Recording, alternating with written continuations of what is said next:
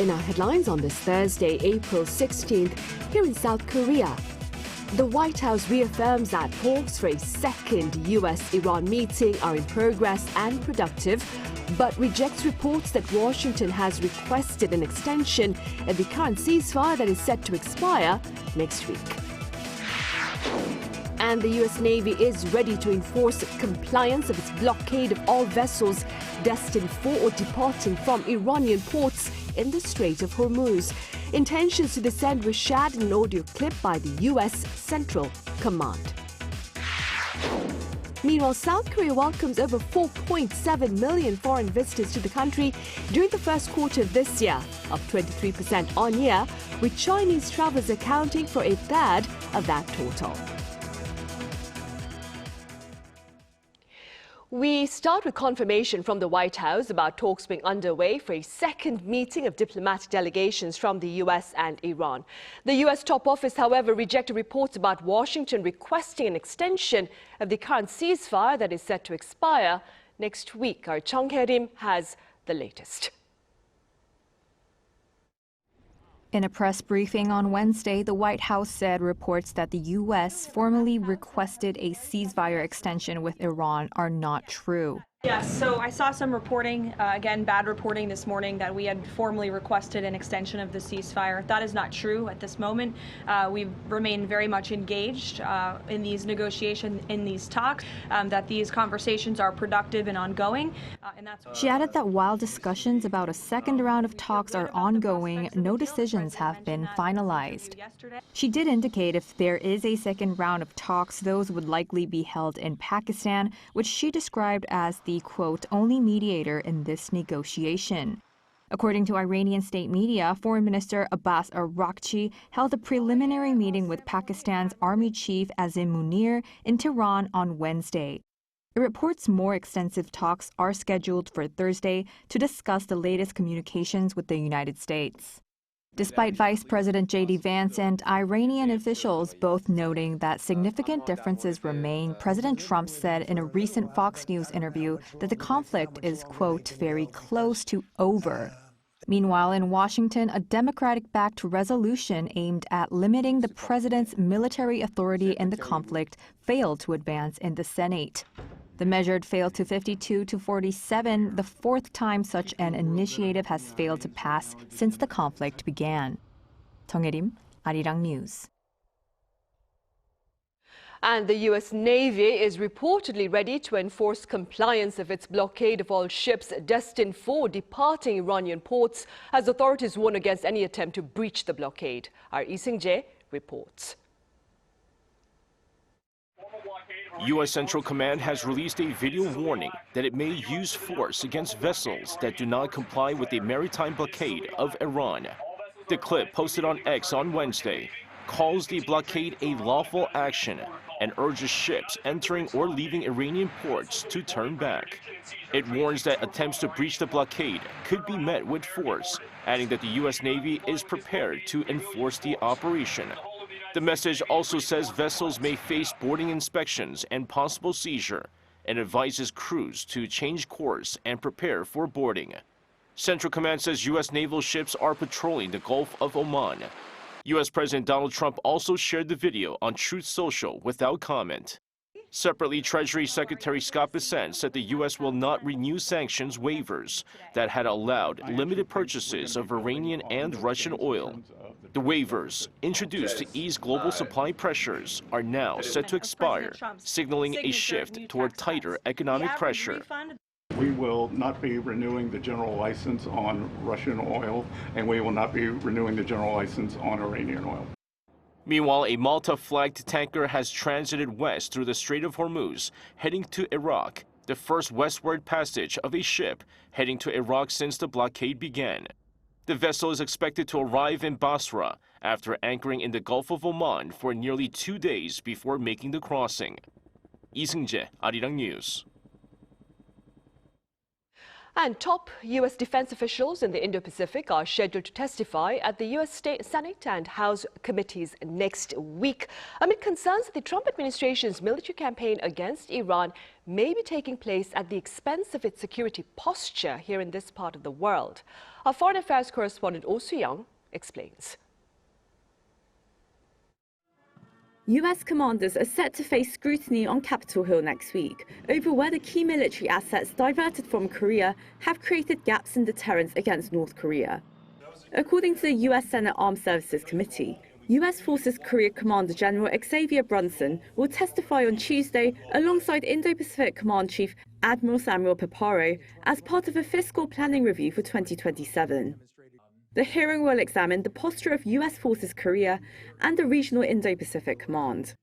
On Wednesday, the House Armed Services Committee will hold a separate hearing on U.S. force posture and national security challenges in the Indo-Pacific.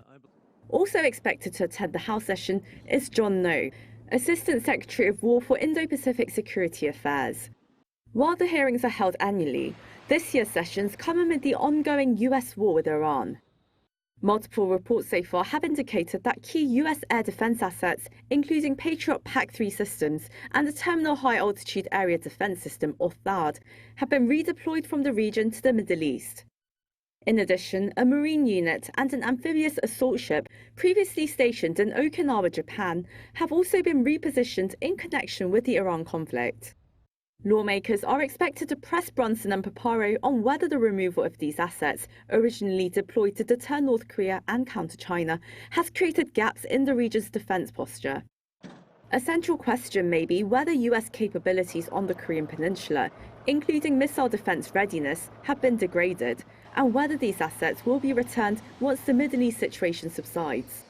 There's growing interest over whether Brunson will publicly confirm the redeployment of systems like THAAD and Patriot, which the Pentagon has so far avoided detailing. Last month, Under-Secretary of War for Acquisition and Sustainment Michael P. Duffy told lawmakers he could not provide specifics on timelines for such redeployments, but stressed, quote, flexibility and the ability to redeploy assets is a tremendous strength.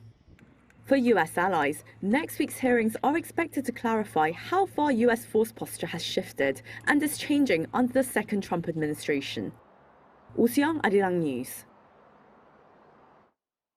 Meanwhile, U.S. oil exports hit a record high last week as buyers in Asia and Europe sought alternatives, given the supply disruptions in the Middle East.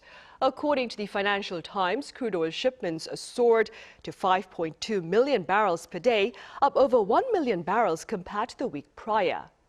Exports of refined products, including gasoline, also jumped to some 7.5 million barrels a day. The British Daily added that the current demand from overseas buyers for U.S. crude may further drive up energy costs for the average American consumer. Here on the local front, disruptions in shipping traffic in the Middle East are affecting imports of essential materials for South Korea's manufacturing sector, threatening to halt production across the petrochemical and automotive industries. Our economics correspondent Kim Do-yeon walks us through. The prolonged situation in the Middle East and the consequent closure of the Strait of Hormuz have mutated from a distant geopolitical risk into an immediate structural crisis for South Korea's manufacturing backbone. The petrochemical sector is facing the most severe shock. Naphtha is the foundational material for a vast array of everyday and industrial goods. It is refined into plastics for food packaging, medical syringes, synthetic fibers for clothing, and even crucial automotive components like bumpers and interior materials. South Korea produces roughly 55% of its required naphtha domestically by refining crude oil, but relies heavily on imports to fill the remaining gap. With the Middle East accounting for 77% of those imported volumes, the supply chain has severely fractured. And of course, the crude oil situation is also as bad, as South Korea gets most of its crude oil from the Middle East. South Korea and Japan are in the exact same situation.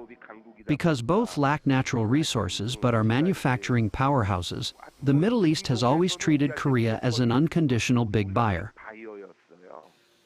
Simultaneously, the automotive sector, one of the central pillars of South Korea's export-driven economy, is confronting an impending bottleneck due to aluminum shortages. With Middle Eastern shipping routes compromised, the delivery of processed aluminum critical for electric vehicle frames and battery casings is facing extended lead times. Industry analysts warn this deficit will hit critical levels by May and June as domestic stockpiles deplete. Because a car doesn't just consist of one or two things, if the raw material supply for core components is affected, a car has 30,000 parts. And if a problem arises with just one or two, they can't be produced. While automakers typically secure 3 to 6 months of parts inventory, prolonged disruptions will inevitably derail manufacturing schedules. Amid these shortages and price hikes, the South Korean government has been looking to diversify supply routes while making sure hoarding isn't happening among the industry players. Kim Do-yeon, Arirang News. And in related news, but on a slightly bright note, recent concerns here over the supply of plastic have renewed public interest in sustainable alternatives. Our Kim Jun-ong covers this potential silver lining. Under heat and pressure, this eco-friendly alternative made from starch and other plant-based materials is shaped into plastic bags. As naphtha supplies from the Middle East come under strain and prices soar, biodegradable bags are now gaining unprecedented attention. In fact, this company has tripled its sales compared to last year since the war began. About 40% of our products are made from plant-based materials, so our reliance on petroleum is lower. That makes supply more stable and price increases more limited than naphtha-based materials. Once avoided due to high costs, this company's biomass content now costs about half as much as HDPE, the key material in conventional plastic bags. At this restaurant in Sewol, takeout orders come in reusable stainless steel containers. Rising single-use packaging costs are making reusable options an increasingly attractive alternative for many small business owners. Single-use container prices have more than doubled, and supply has been unstable due to shortages. On the other hand, reusable containers are relatively more affordable and easier to source, so we've increased our use. Consumers are also responding positively due to the ease of use. After finishing the meal, customers simply scan the QR code on the bag, then enter their address, and the delivery service picks up the container.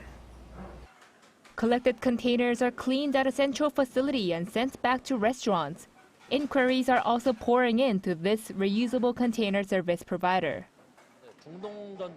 Inquiries have roughly doubled since the outbreak of the war, and we get at least 5 inquiries every day. Reusable containers were once seen as costly, but that has now reversed, with many businesses reaching out to cut costs.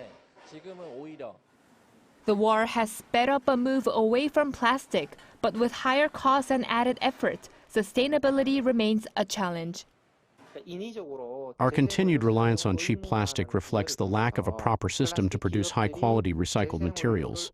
This should be an opportunity to implement measures such as mandatory use of recycled materials and to establish a long-term regulatory roadmap.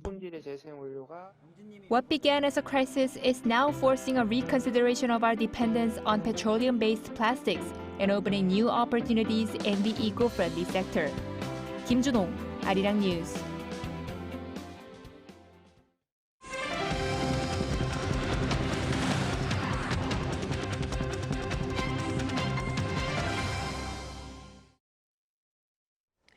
President Lee Jae-myung will embark on a week-long diplomatic trip to India and Vietnam this weekend. This is according to National Security Advisor Wee Sang-nak on this Thursday.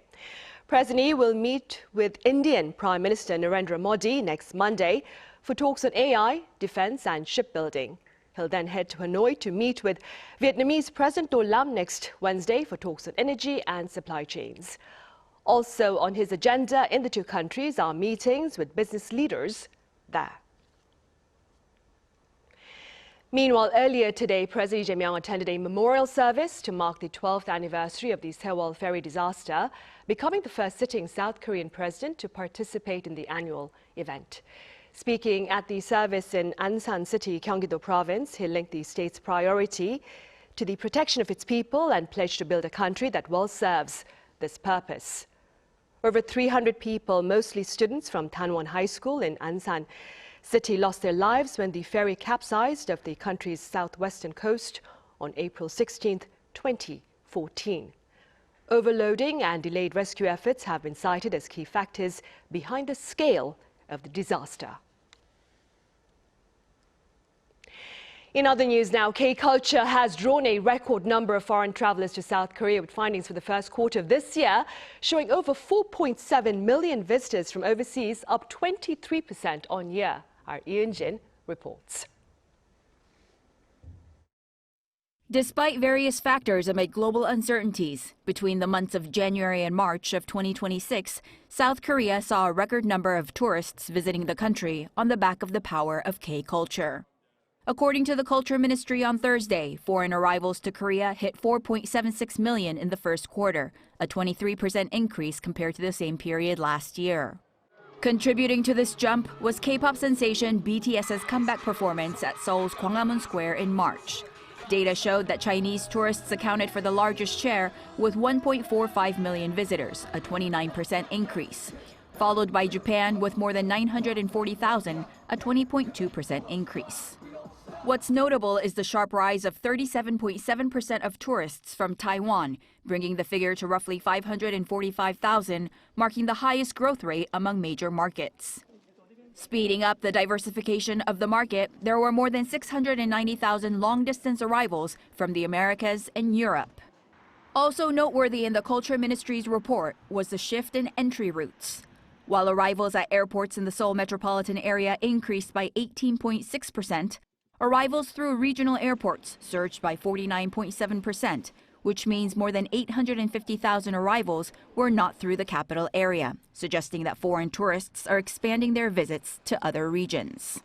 The cruise tourism sector also showed a clear recovery, with the number of cruise ships entering ports such as Jeju, Busan, and Incheon rising by 52.9% year-on-year.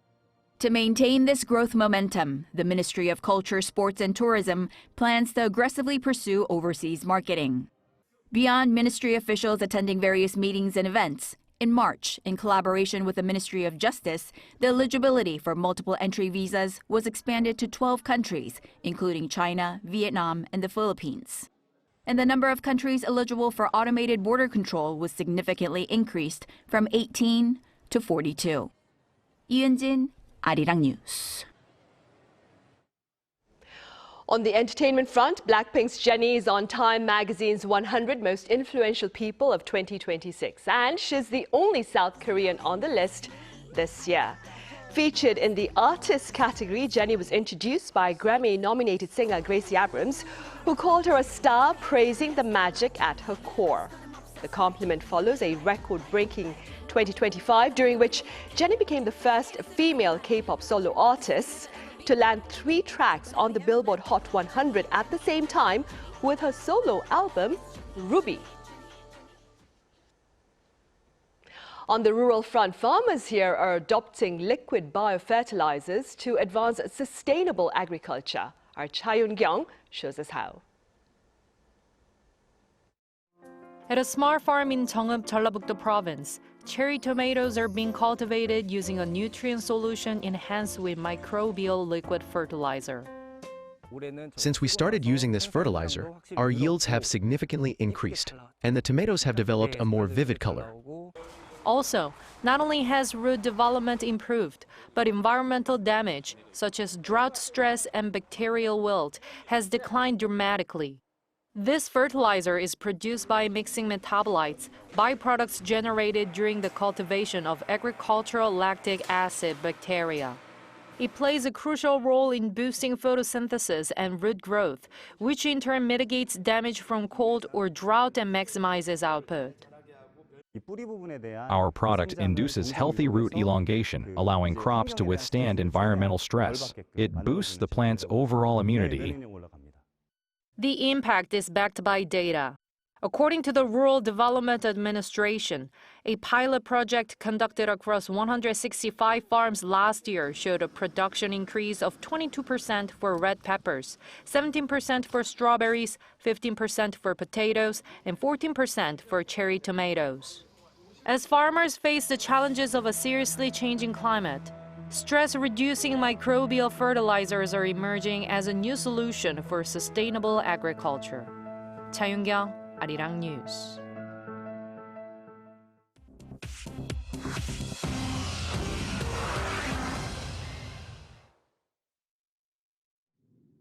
This is The World Now, bringing you everything you need to know from around the globe. Israeli Prime Minister Benjamin Netanyahu said on Wednesday that Israel is simultaneously striking Hezbollah and negotiating peace with Lebanon. He said both tracks are happening because Israel is operating from a position of strength. Netanyahu said Israeli forces are on the verge of capturing Bint Jbeil, which he called Hezbollah's capital in southern Lebanon, and that Israel will not stop until Hezbollah is fully dismantled. On Iran, Netanyahu said Israel and the United States remain completely aligned on 3 goals: removing enriched nuclear material from Iran, eliminating its enrichment capabilities entirely, and reopening the Strait of Hormuz. In Turkey, a second school shooting in 2 days has left 9 victims dead.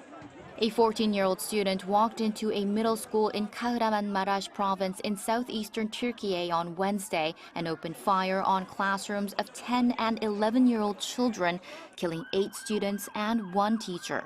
13 others were wounded, 6 of them critically, and the shooter also shot himself dead. Turkey's interior minister ruled out terrorism, calling it a personal attack. Authorities believe the 5 weapons and 7 magazines belong to the shooter's father, a former police officer who was detained on Wednesday. U.S. First Lady Melania Trump walked into Capitol Hill on Wednesday to personally push Congress to pass the most significant update to America's foster care system in over 25 years. Melania called the legislation a, quote, moral imperative. She met directly with members of the House Ways and Means Committee and heard from young people struggling with housing, education, and basic survival after aging out of the foster system. Chu Ji-han, Arirang News.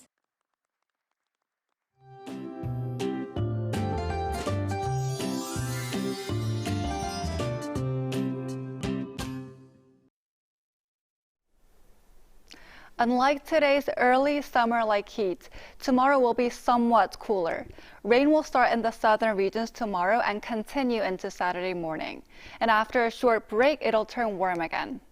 Meanwhile, the air is still very dry. Dry weather advisories have been issued across central areas and parts of Gyeongsangbuk-do province, so please take extra care. Tomorrow, rain is in the forecast mainly for the southern areas. Mountainous areas of Jeju Island could see over 100 millimeters of rain, while the southern regions will see up to 60 millimeters.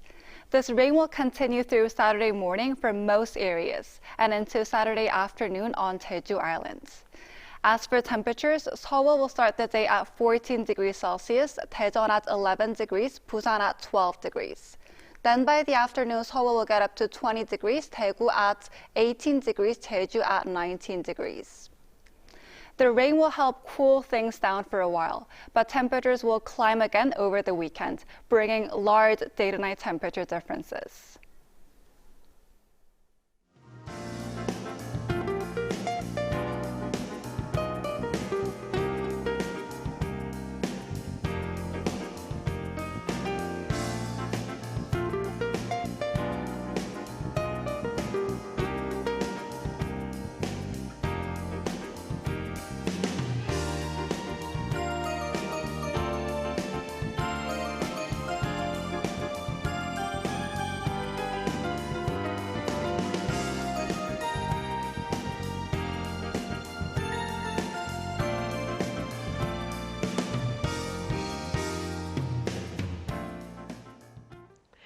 Those are the headlines at this hour here in South Korea. Coming up next is our daily panel session, and today we touch upon North Korea's show of strength. Do stay with us, and thank you for now.